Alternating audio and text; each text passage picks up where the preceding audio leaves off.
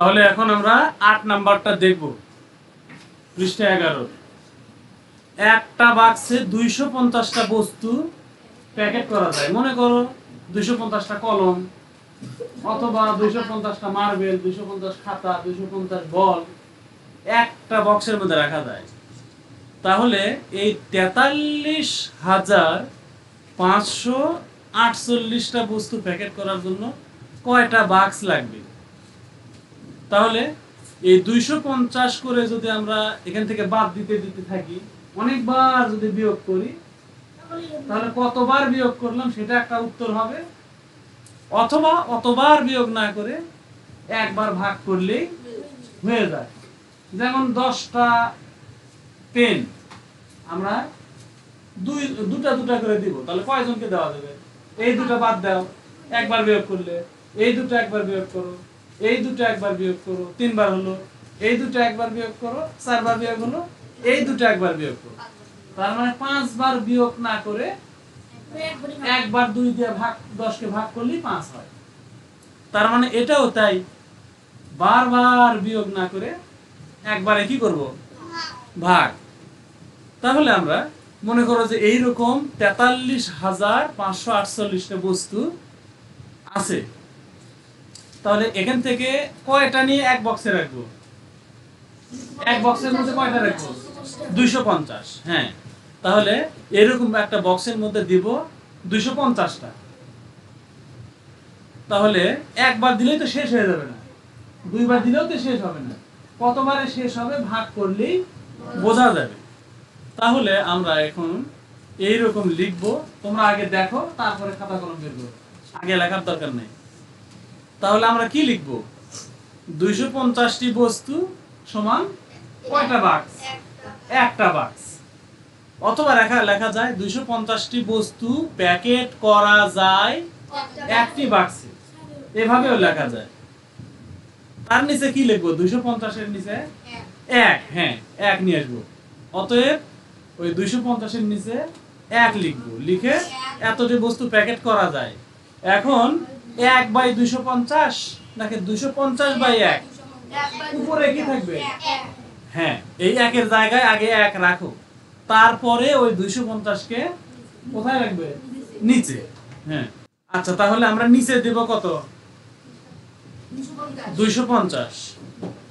এখন আমরা এটাকে কি করব? পরের লাইনে যাব। পরের লাইনে কতটি বস্তু দিব? 43,548 এটা দিব, মানে ওই 1 এর জায়গায়। আর যা আছে সব 1। এখন 1/250 যা আছে তাই। আচ্ছা, এখন এই 43,548 কোথায় যাবে? 1 এর সাথে কি হবে? ভাগ না গুণ? গুণ।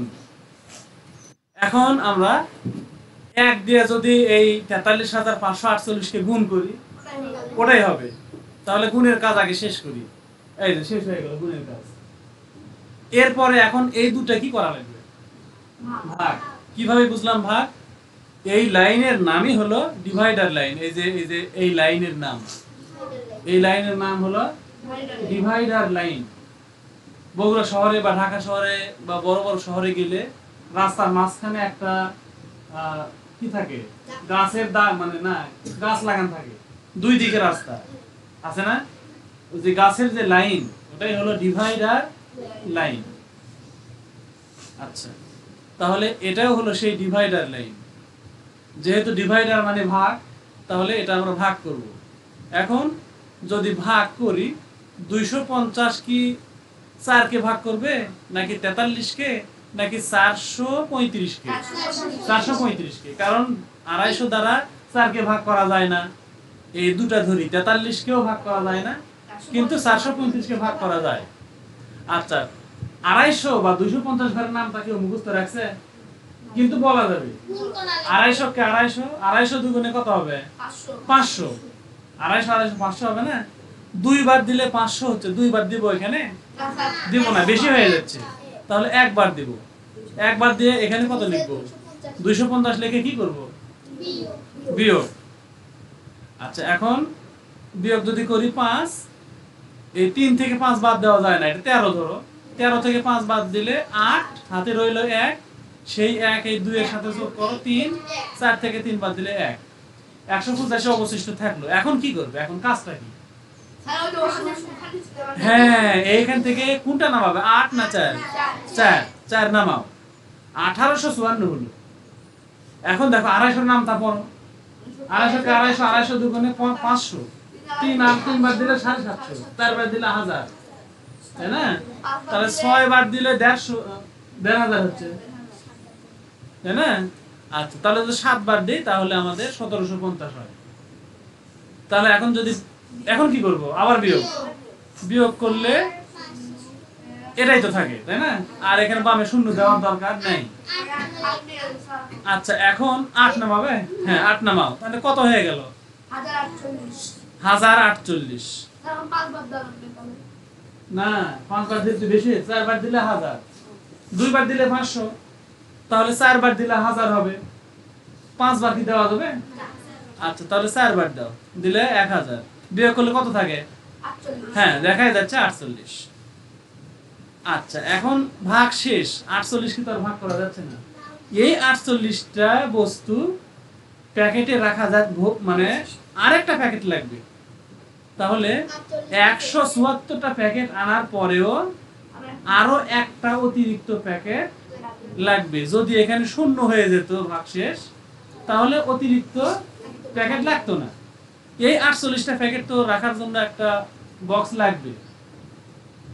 তাহলে আমরা উত্তর বা এখানে কি লিখবো, যে মোট কয়টি প্যাকেট লাগবে, কয়টি প্যাকেট করা যাবে।